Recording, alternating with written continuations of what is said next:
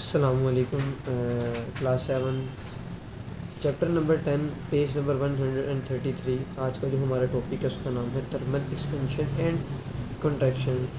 Thermal topic पढ़ने से पहले मैं बता दीजिए, थर्मल कहते हैं किसी भी हीटेड चीज़ को, कोई भी गर्माइश, कोई भी हीट जहाँ पे प्रोड्यूस हो रही हो, हीटिंग ऑब्जेक्ट हो, उसको हम लोग दूसरा नाम थर्मल का देते हैं।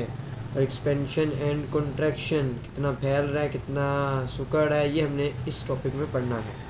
Thermal expansion occur when a material gain heat and its temperature rises. Thermal expansion occur कहाँ पे होता है? When a material gain heat, वो हीट गेन कर रहा हो और उसका टेम्परेचर क्या कर रहा हो? राइज कर रहा हो। Whereas then contraction occurs, contraction कहाँ पे अकर होता है बच्चे? When a material loses heat and its temperature decreases.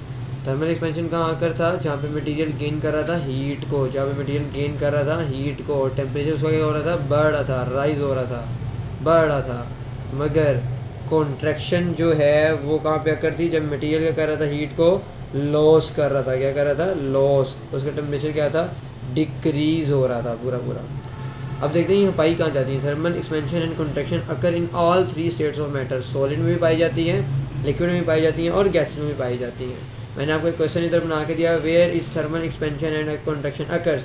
तो आप कहेंगे thermal expansion and contraction occurs in all three states of matter, solid, liquid and gases. आगे चलते हैं, इसकी कुछ एप्लीकेशन है वो हम स्टडी करते हैं। इनकी है application of thermal expansion. Application पता होनी चाहिए कि इसके यूजेस होते हैं, कहाँ कहाँ ये यूज़ हो सकती है, किस तरह होती है, ये हम पढ़ते हैं। इन आवर डेली लाइफ, हमारी आम लाइफ की ज़िंदगी में we pay a special intention to thermal expansion and contraction. हम ज़्यादातर तवज्जो जो देते हैं वो देते हैं थर्मल एक्सपेंशन और कंट्रैक्शन पे। ओवर हेड टेलीफोन और electricity wires between two poles, जहाँ पे दोनों खंभों के दरमियान में जो पोल्स होते हैं, जो वायर्स लगी होती हैं, तारें लगी होती हैं, वो जो टेलीफोन की तारें लगी होती है, सर्टेन अमाउंट का गैप होता है उनके अंदर, सर्टेन अमाउंट ऑफ गैप होता है। That they contact in winter, वो सर्दियों में क्या होती है? सुकड़ना स्टार्ट कर देती है। अगर उसके ऊपर स्नैपिंग नहीं हुई होगी, उसको कवर नहीं किया गया होगा, तो वो सुकड़ना स्टार्ट कर देंगी। आगे, two section of railway track are not join together. Railway track के जो सेक्शंस होते हैं वो ज्वाइन टुगेदर नहीं होते बाय वेल्डिंग, वेल्डिंग भी ज्वाइंट नहीं होते। Instead they are laid with gaps between them, इनके अंदर बहुत बहुत ज़्यादा गैप होता है। Fish plates fastened by nuts and bolts, किस तरह बनाया होता है इनको? फिश प्लेट्स के ज़रिए, फास्टेंड बाय नट्स के ज़रिए, फास्टेंड मतलब कि नट्स के ज़रिए बांधा होता है, एंड बोल्ट्स के ज़रिए, which are able to slide along the oval holes are use to join two section of track. और इस तरह होता है कि उनके पास ओवल होल्स होते हैं जो कि यूज़ होते हैं दो तरह के sections,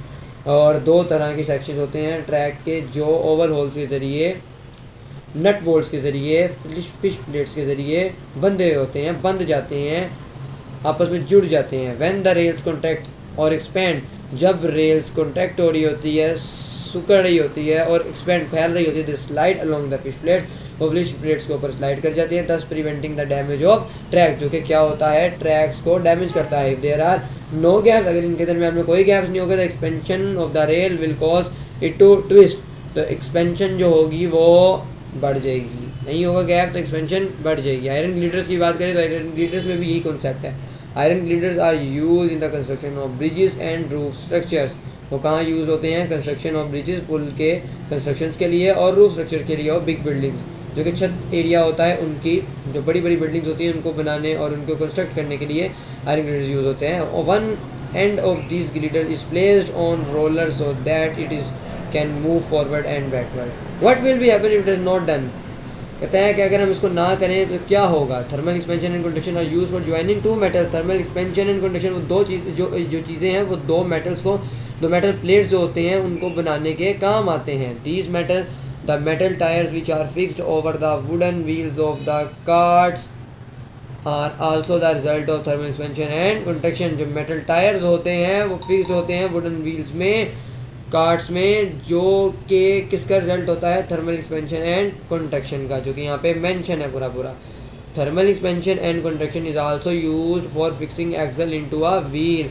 thermal expansion and contraction जो होते हैं वो व्हील जो होता है, पहिया जो होता है, उसको भी फिक्स करने के काम आते हैं। एक्सल मतलब कि उसके ही एक्सिस के अलोंग फिक्स करने के काम आते हैं।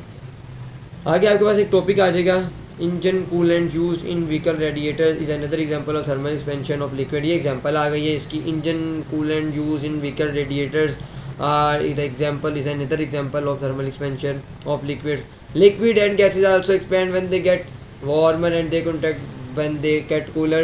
लिक्विड और गैसेस की हमने पहले भी बात की है कि इनके मोलिक्यूल क्या होते हैं। लिक्विड के मोलिक्यूल फार अपार्ट होते हैं थोड़े से, और गैसेस के होते हैं वो रैंडम होते हैं। तो इसी तरह क्या होगा, ये व्हेन दे गेट वार्मर, जब ये वार्म हो जाएंगे, गर्म हो जाएंगे, एंड दे कॉन्ट्रैक्ट, वो क्या होना स्टार्ट हो जाएंगे, सुकड़ना स्टार्ट हो जाएंगे, जब आपस में क्लोजली, जब आपस में क्या होंगे, ये इनको गर्मी मिलेगी तो ये क्या फैलना स्टार्ट कर देंगे, क्या कर देंगे, सुकड़ना स्टार्ट कर देंगे। सॉरी, कॉन्ट्रैक्ट क्या है आपके पास, सुकड़ना।